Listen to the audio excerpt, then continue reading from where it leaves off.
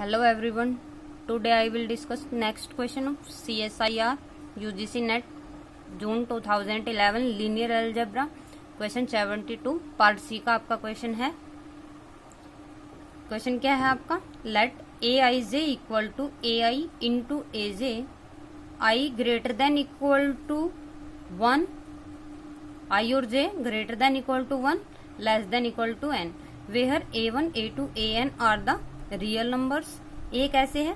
एक मैट्रिक्स है n cross n order की। देन फर्स्ट ऑप्शन क्या है?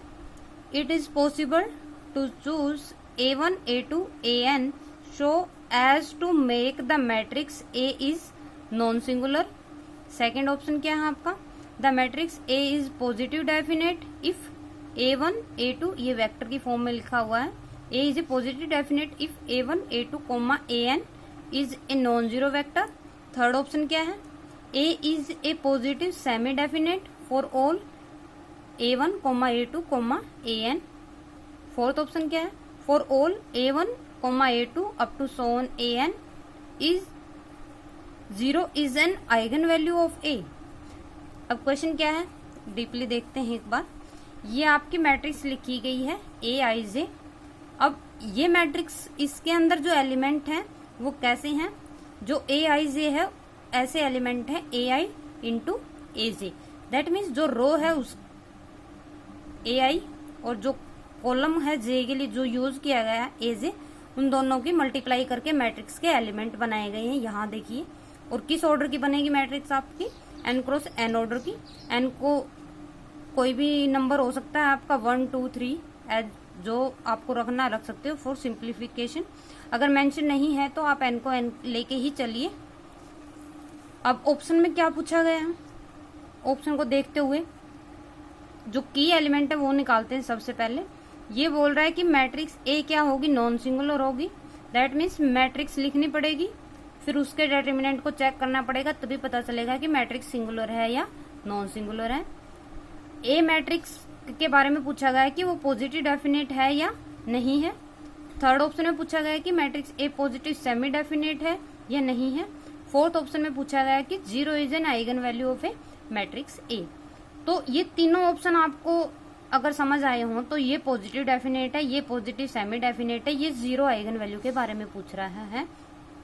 इसका मतलब जो आपकी मैट्रिक्स है, सबसे पहले आपको उस मैट्रिक्स की आइगन वैल्यू निकालनी पड़ेगी। इन तीनों का कनेक्शन उस मैट्रिक्स की आइगन वैल्यू के साथ ही है। पॉजिटिव डेफिनेट भी आप मैट्रिक्स के आइगन वैल्यू से बता सकते हो, पॉजिटिव सेमी डेफिनेट भी अगर मैट्रिक्स की आइगन वैल्यू पता है तब भी बता सकते हो, और 0 आइगन वैल्यू आएगी तो भी आप फोर्थ ऑप्शन उसको चेक कर सकते हो। और सिंगुलैरिटी का भी अगर पता हो तो आप मैट्रिक्स की आइगन वैल्यू निकालते ही उसकी सिंगुलैरिटी का भी पता कर सकते हो कि वो सिंगुलर होगी या नॉन सिंगुलर होगी। तो ओवरऑल क्या हुआ है कि आपको इस मैट्रिक्स की क्या होनी चाहिए? आइगन वैल्यू पता होनी चाहिए। तो आपका क्वेश्चन के 4 ऑप्शन क्या हो जाएंगे? सोल्व हो जाएंगे। सबसे पहले हम क्या करते हैं? मैट्रिक्स लिखते हैं। अब आपको मैट्रिक्स मेंशन की गई है कि मैट्रिक्स जो ए आई जे है वो किसके इक्वल है? आपकी ए आई इंटू ए जे के इक्वल है। तो ये देखिए, जब आप इसको निकालोगे फर्स्ट एलिमेंट क्या होता है मैट्रिक्स का? A1 1, तो आई और जे की वैल्यू 1 1 है, तो क्या फर्स्ट एलिमेंट क्या बनेगा? A1 into A1। तो फर्स्ट लिख दिया। ऐसे ही फर्स्ट रो का सेकंड एलिमेंट क्या होगा? आई की वैल्यू 1 होती है फर्स्ट रो में, और जे क्या करता है? वेरी करता है। तो फर्स्ट में जे को 1 रख दिया, फिर जे को 2 रख दिया, फिर जे को n रख दिया, तो फर्स्ट रो लिख दी। ऐसे ही मैट्रिक्स की सेकंड रो लिख दी, ऐसे ही मैट्रिक्स की n रो लिख दी। अब मैं क्या करूंगी? देख, अब आपको A1 और A2 की वैल्यू मेंशन नहीं है। ऊपर बोला गया है कि A1 और A2 AN है, जो ये क्या है? आपके रियल नंबर हैं। दैट मीन्स जो मैट्रिक्स लिखी गई है उसके जो एलिमेंट हैं वो क्या है? आपके रियल नंबर हैं। इसका मतलब A1 और A2 आपके कुछ भी हो सकते हैं। अब मैं क्या करती हूँ, इसके ऊपर क्या करती हूँ? मैं बाइनरी ऑपरेशन लगाती हूँ, क्योंकि आपके फर्स्ट ऑप्शन में सिंगुलैरिटी से पूछा गया, तो मैं इस मैट्रिक्स का डिटरमिनेंट निकालने की ट्राई करूंगी। तो मैंने क्या किया, इसके ऊपर बाइनरी ऑपरेशन लगा दिया। ये जर्नल है, हर एक वैल्यू के लिए अप्लाई कर देना आप। जैसे आर आई है, कैसे चेंज कर दो आर आई को? Are I minus A I divide by A1 into R1। क्योंकि ये देखिए आप A1 A1 A1 हर एक में सेम है, सिर्फ ये जो एलिमेंट है वो क्या है? आपका अलग है। इसमें जैसे नेक्स्ट में क्या होगा? A3 अलग होगा, तो इसमें से जैसे अगर इसको मैं किससे मल्टीप्लाई कर देती हूँ, जैसे अगर R2 की बात करूं, मैं R2 चेंज करती हूँ तो R2 क्या होगा आपका, R2 होगा R2 minus A2 divide by A1 into R1। तो सेकंड रो में से आप क्या करो, फर्स्ट रो को A2 बाय A1 से डिवाइड कर दीजिए, तो एक A1 से A1 कैंसिल हो जाएगा, A2 मल्टीप्लाई हो जाएगा उससे, तो ये इसमें से इसको माइनस करोगे तो वो क्या हो जाएगी, आपकी रो 0 बन जाएगी। तो ये ऑपरेशन अप्लाई कर दिया तो सेकंड रो पूरी क्या हो जाएगी, 0 हो जाएगी। ऐसे ही आप थर्ड रो अप्लाई कर दीजिए अप टू सो ऑन, तो जो मैट्रिक्स है आपकी वो ये फॉर्म की बच जाएगी। फर्स्ट रो बचेगी वो क्या होगी, सिर्फ A1 A1 A1 A2 A1 AN, और बाकी रो क्या हो जाएंगी आपकी 0 हो जाएंगी। अगर आपको नहीं समझ आया तो आप वीडियो को रोक के एक बार अपने ये बाइनरी जो ऑपरेशन है, एलिमेंट्री ऑपरेशन है, आप इसको अप्लाई करके देख सकते हो। तो जो रिड्यूस मैट्रिक्स होगी वो आपकी यही होगी। अब ये मैट्रिक्स है जो आपकी, इसके अंदर सिर्फ एक रो बची है आपकी फर्स्ट, तो इस मैट्रिक्स का रैंक क्या होगा, जो फर्स्ट रो बची है, एक ही रो बची है नॉन जीरो, तो इस मैट्रिक्स का रैंक क्या हो जाएगा, 1 हो जाएगा। क्यों, क्योंकि ये फर्स्ट नॉन जीरो रो बची हुई है। ठीक है, ये भी कब बचेगा रैंक, अगर आपके जो A1 और A2 ये जो नंबर हैं आपके रियल, वो सारे क्या होने चाहिए, नॉन जीरो होने चाहिए, तभी इस मैट्रिक्स का, अगर दोनों में सारों में से जैसे जितने भी अगर n है इनमें से A1 A2 A3 n, अगर इनमें से एक भी नॉन जीरो होगा तब भी इस मैट्रिक्स का रैंक 0 हो जाएगा, क्योंकि ये प्रोडक्ट में लिखा हुआ है। जैसे अगर A1 आपका नॉन जीरो है तो मैट्रिक्स का रैंक क्या हो जाएगा, 1 हो जाएगा। तो इस मैट्रिक्स का रैंक क्या हो जाएगा, 1, क्योंकि एक नॉन जीरो रो है। अब मैंने क्या कर दिया, वही मैं चेक कर रही हूँ कि n, क्योंकि मेंशन नहीं किया गया ना वेक्टर के बारे में बताया गया कि A1 A2 आपके 0 है या नॉन जीरो है, तो मैंने क्या कर दिया, मैंने n को 1 रख दिया। n को, क्योंकि i और j हैं जो आपके 1 और n के बीच में थे, दैट मीन्स अगर n की वैल्यू 1 है तो मैट्रिक्स 1 क्रॉस 1 ऑर्डर की बनेगी। तो जो फर्स्ट एलिमेंट है वो क्या होगा आपका, A1 इंटू A1 होगा। अब इसकी चॉइस के ऊपर डिपेंड है कि A1 0 होगा या नॉन जीरो होगा। अगर A1 क्या है आपका, नॉन जीरो है, तो जो मैट्रिक्स है वो क्या हो जाएगी, नॉन सिंगुलर हो जाएगी। अगर n की वैल्यू मैं 1 से बड़ी लेती हूँ, बट मैट्रिक्स का रैंक क्या आया हुआ है, 1 आया हुआ है, मैट्रिक्स n ऑर्डर 1 किसे ज्यादा है, 1 से बड़ा है, दैट मीन्स ये ऐसे बोल रहा है कि मैट्रिक्स का जो ऑर्डर है वो 1 से बड़ा है।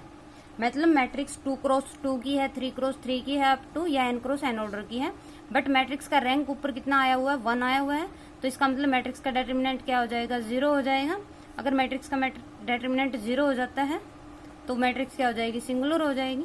तो फर्स्ट ऑप्शन में पूछा क्या गया था, it is possible to choose A1 A2 A3 AN so as to make the matrix A is singular।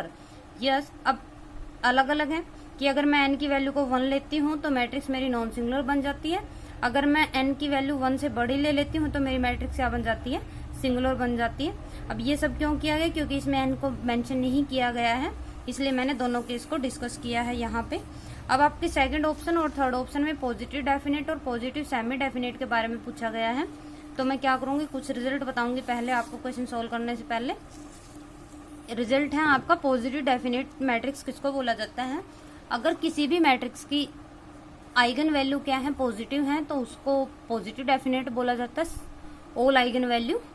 और सेमी पॉजिटिव डेफिनेट किसको बोला जाता है, जिसकी आइगन वैल्यू जितनी, जैसे लैम्डाई अगर मैंने आइगन वैल्यू मेंशन किया है यहाँ, तो जितनी भी आइगन वैल्यू हो वो सब क्या होनी चाहिए, positive as well as 0 with at least 1 lambda is 0। That means positive eigen value तो होंगी ही, साथ में कम से कम एक आइगन वैल्यू 0 पक्का होगी।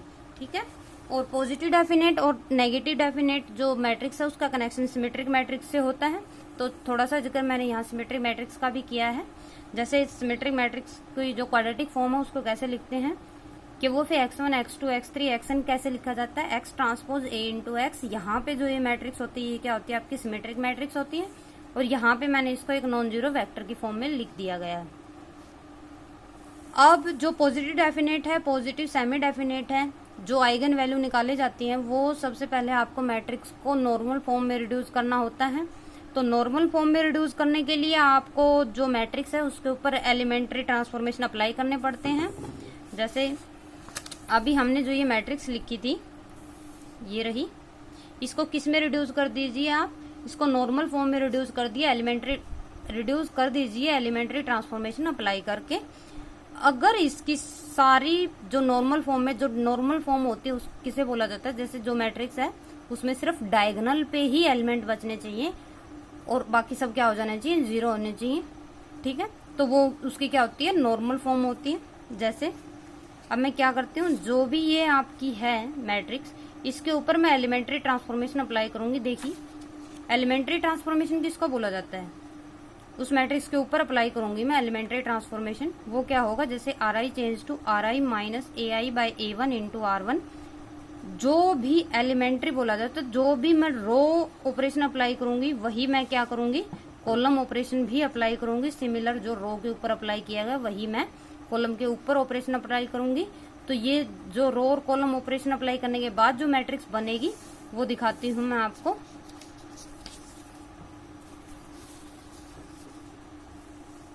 ये देखिए, जो रो एलिमेंट्री रो और कॉलम ऑपरेशन अप्लाई करने के बाद जो मैट्रिक्स बनती है वो ये बनेगी, ए वन स्क्वायर 0 0, ऐसे ही।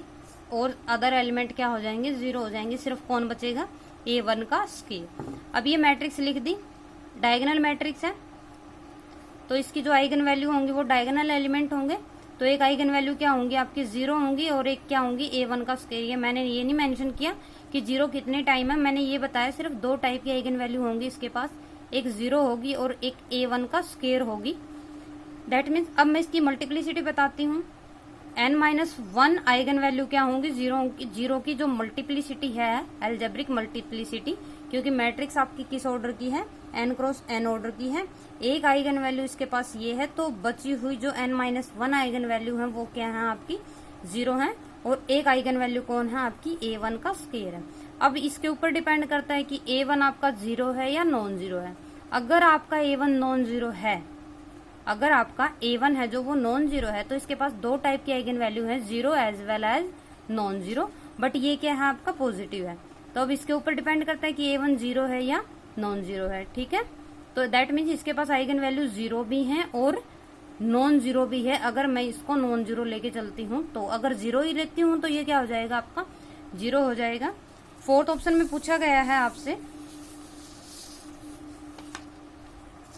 ये बोल रहा है क्या, for all a1 a2 a3 zero is an eigen value of A. This is not right. अगर मैं a1 को नॉन जीरो ले लेती हूँ तो इसका मतलब उसके पास सारी आइगन वैल्यू क्या नहीं हो सकती, जीरो नहीं हो सकती, क्योंकि एक आइगन वैल्यू उसके पास कैसी बचती है, नॉन जीरो आइगन वैल्यू बचती है। ठीक है,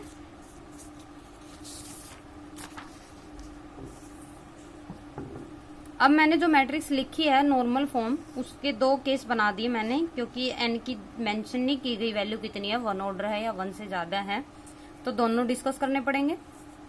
तो जो मैट्रिक्स है उसकी नॉर्मल फॉर्म को मैंने लिख लिया। अगर मैं एन को देख अलग अलग फॉर्म में बनेगा, अगर एन की वैल्यू 1 है तो नॉर्मल फॉर्म में एक ही एलिमेंट होगा, 1 से ज्यादा है तो अलग होंगे। जैसे अगर मैंने एन की वैल्यू को 1 रख दिया तो सिर्फ एक ही एलिमेंट बचेगा, तो उसकी नॉर्मल फॉर्म में सिर्फ एक ही एलिमेंट आएगा, यही।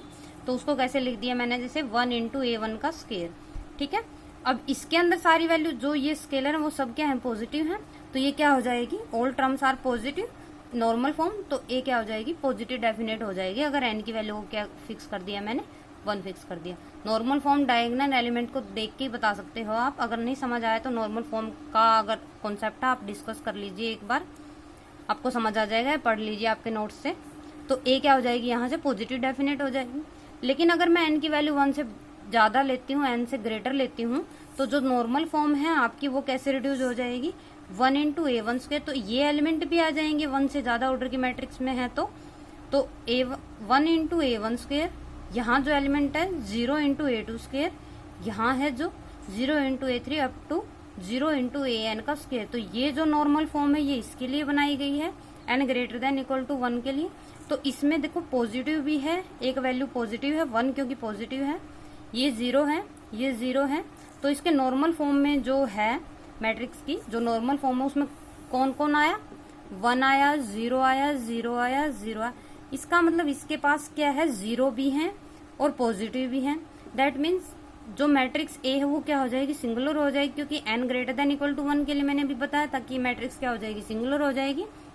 तो आइगन वैल्यू 0 भी हैं और क्या है, पॉजिटिव भी हैं, तो मैट्रिक्स क्या हो जाएगी, पॉजिटिव सेमी डेफिनेट हो जाएगी। ठीक है, thank you for watching my video.